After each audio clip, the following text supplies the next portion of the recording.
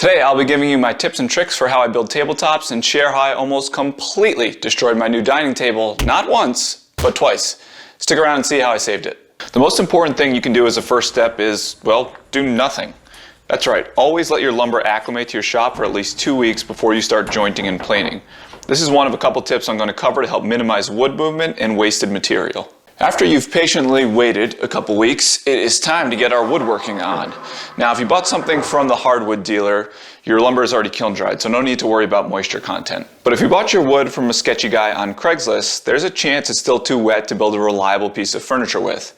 To confirm if your wood is ready for use, you'll need a moisture meter. There are very expensive moisture meters that factor in relative humidity and wood density. Unfortunately, those can cost well over $350, but here's a quick tip to help you get just about the same information using a cheaper $40 unit like this one. Keep pieces of wood in your shop that you know are dry to use as a baseline for determining what a dry piece of wood is reading relative to the current humidity. Depending on where you live and the time of year, the moisture content will vary. So the same piece of wood that measures 7 to 8% in the winter could jump all the way up to 11% in the summer when it's really humid because wood acts like a sponge. So again, it's less about the numbers from your moisture meter and all about getting a similar readout to the known dry piece. Just make sure you're using a piece of wood that's a similar density and thickness as the material you're getting ready to work with.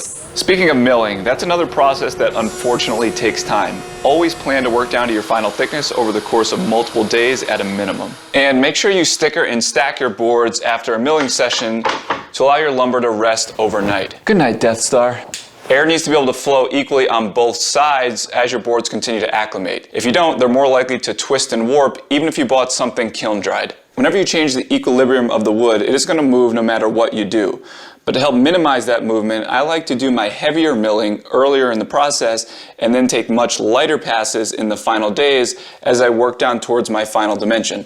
This will help keep your boards as thick as possible. Of course, you do have the option to skip the entire milling process by purchasing S3S lumber from a hardwood dealer, also known as surfaced on 3 sides.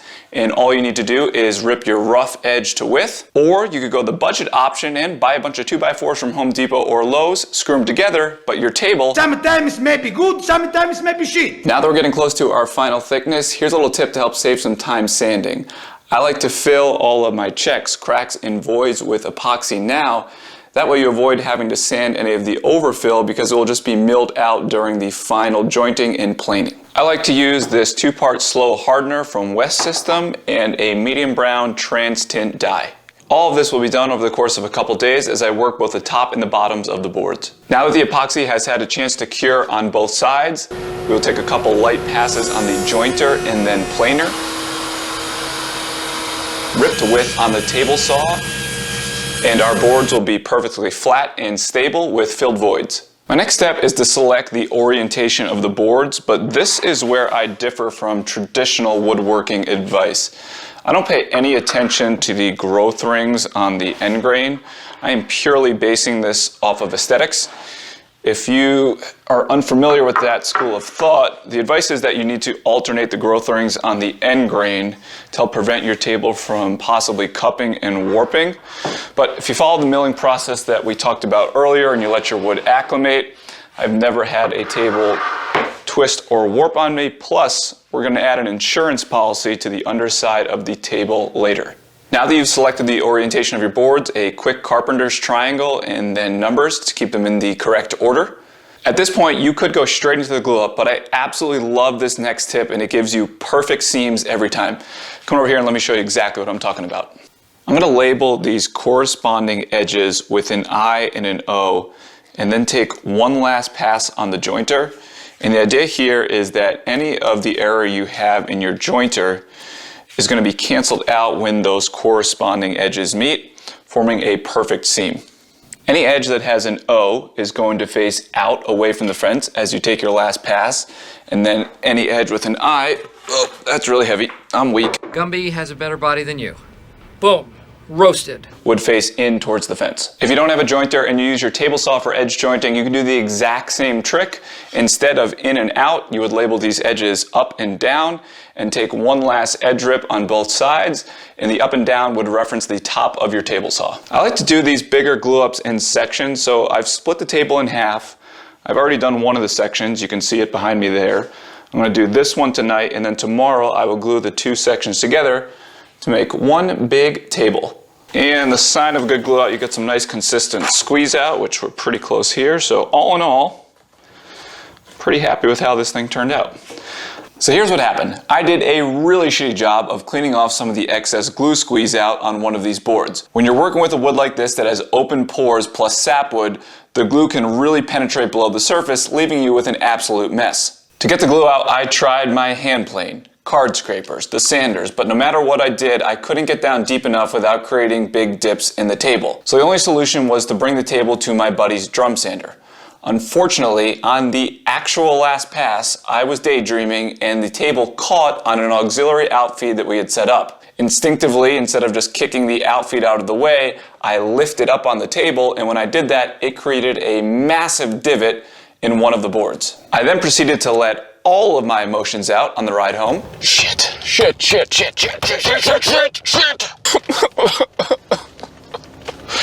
I'm a failure. It's fine. I don't even like woodworking. Eventually I calmed down and remembered I had one extra board. So I milled that down, ripped off the piece with the big divot, and then glued on the new board as if nothing ever happened. We don't make mistakes. We have happy accidents. And stick around to the end of the video to see what I turned this happy accident into. And now it's finally time to rip this table to length. You'll also notice that the table is still sitting on the clamps. Just because it's glued up doesn't mean we're out of the woods yet in terms of stickering and airflow. The next step is to add C-channel to the underside of the table. If you're unfamiliar with C-channel, it acts like breadboard ends. It is an insurance policy to prevent your table from twisting and warping over time. Installing C-channel looks intimidating, but it's actually very easy. I like to set mine about 3.5 to 4 inches from the edge of the table. And once I have those centered, I will trace a line with a pencil along the edges and the ends. I use a 1/4 inch spiral upcut bit and a solid straight edge for the router to ride along. Line up your router bit so it just kisses the inside of your line. I'll cut each groove in 3 passes and go slightly past my end line on each side to allow for seasonal wood movement. Now let me add a disclaimer to the next statement. I have absolutely no affiliation. This is not a sponsored ad, but I get my C-channel from Bidwell Wood Company. Their customer service is top notch if you accidentally order the wrong size. Not that I would know anything about that. So please do your best to continue to support small businesses like this one that have incredible people working behind the scenes. Your final pass should be just a touch deeper than the depth of your C-channel.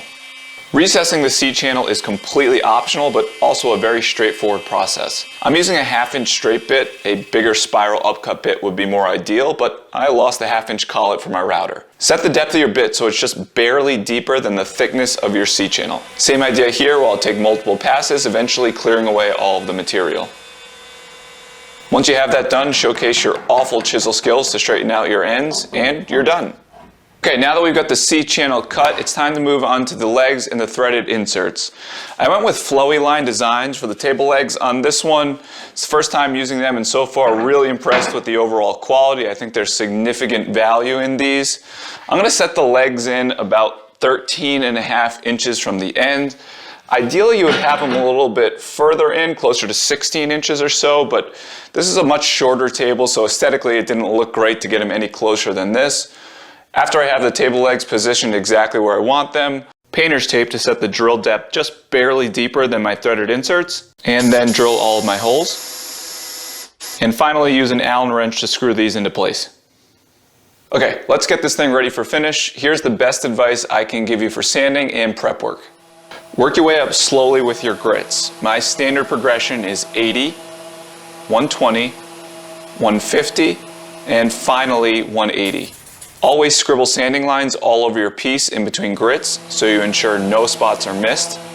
And once your lines disappear, you have sanded that area enough, time to move on. In between my 150 and 180, I'll add an 1/8 inch roundover.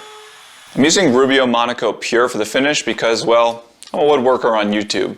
I'll finish the bottom of the table first and then immediately flip it over and work on the top. Trowel it on, buff it in with a white Scotch-Brite pad, then wipe off the excess using a blue shop towel. Let's talk about securing C-channel. Now, most people, including myself, will typically use these threaded inserts in bolts. But if you have a thinner top like this one and you recess the C-channel, you're left with basically no margin for error. Worst case scenario, you drill through the top of your table. Oh yeah, good time to tell you, I drilled through the top of my table. What an idiot. To fix it, I took advantage of the imperfections in these boards, so I made the hole oblong with my drill bit and then chiseled away some of the edges to make it appear more organic. Then I cut out this little knot from one of my offcuts, sanded it down to size so it fit in my hole, and filled the gaps with epoxy. Good as new. Alright, back to the C-channel. Now, drilling through the top of my table sparked some really good conversation with my buddies Scott and Suman. I'll leave links to their channel in the description below, really good stuff and worth checking out. But the more we talked about it, well, the more they talked about it, they're the brains of the operation, the more we realized that threaded inserts and bolts are complete overkill for C-channel. Aside from the strength they provide, threaded inserts and bolts make complete sense for a table base, especially if you need to remove the legs for easy transport. But realistically, C-channel is never removed. A truss head screw like this one will provide more than enough strength, is quicker to install, still allows for seasonal wood movement, and the bonus is it's significantly cheaper than the threaded inserts and bolts. Good quality threaded inserts and bolts for a single piece of C-channel like this one can cost about $15, compared to the 50 cents all in for the truss head screws. In the end, I am more than happy to have drilled to the top of my table to help us all save a little bit of time and money. So you're welcome, woodworking community. My gift to you. When you're installing the legs on the bottom of the table, the trick is to have the bolts snug, not tight, to allow the table to move freely through the elongated holes. Remember, we all make mistakes, and anyone who tells you otherwise is, well, a liar. Speaking of the mistakes, remember that happy accident from earlier? The board was repurposed into matching corner shelves as we do our best Pinterest impersonation. I told you this would be an easy one. I knew you would like it.